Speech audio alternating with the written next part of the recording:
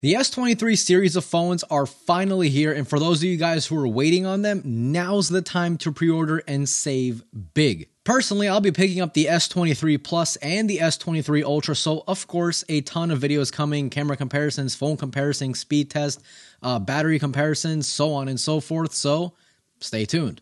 Now, if you don't know, maybe you're new to this whole cell phone game, Samsung's trade-in / pre-order deals are literally the best out of the entire mobile industry. Every single time a new phone comes out, I'm like, how is Samsung making money? Last year, they were giving people full trade-in credit even if your phone had a cracked screen. So if you had a cracked S21, right? The S22 came out, you could trade it in for the full price, $900. They were giving you $900 for a cracked phone, okay? You can't even get that on eBay. And of course, if you pre-order through Samsung's website, you'll also get like exclusive colors that you can only get from Samsung.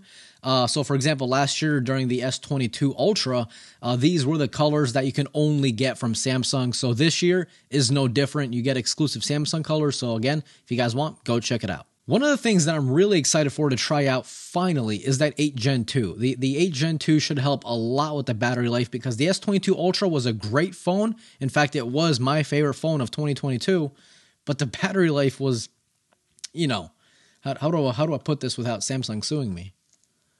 It was fine. Put it that way.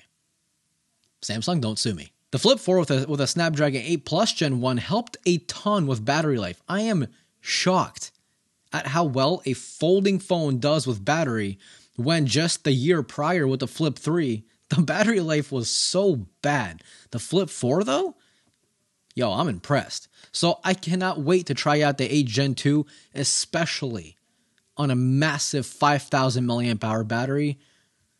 Oh my God. You guys don't know this, but I'm super excited. I don't know if you can tell, but I'm trying to keep it down.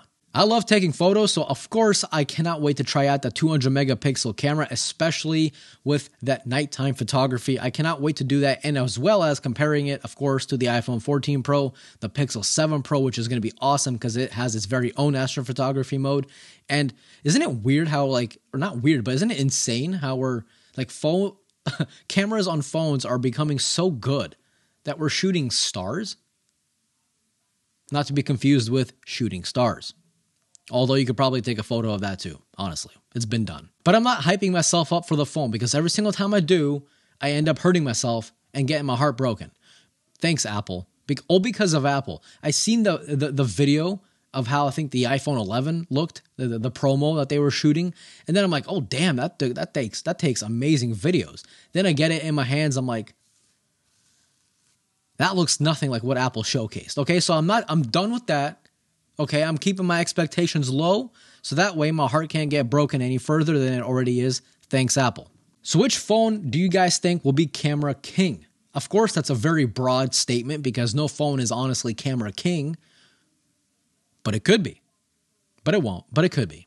Let me know down below what you guys think about the S23 series of phones. Were you impressed? Were you not impressed? Are you going to get it? Are you not going to get it? Again, that pre-order link with those amazing deals is down below, pinned comment, and in the description.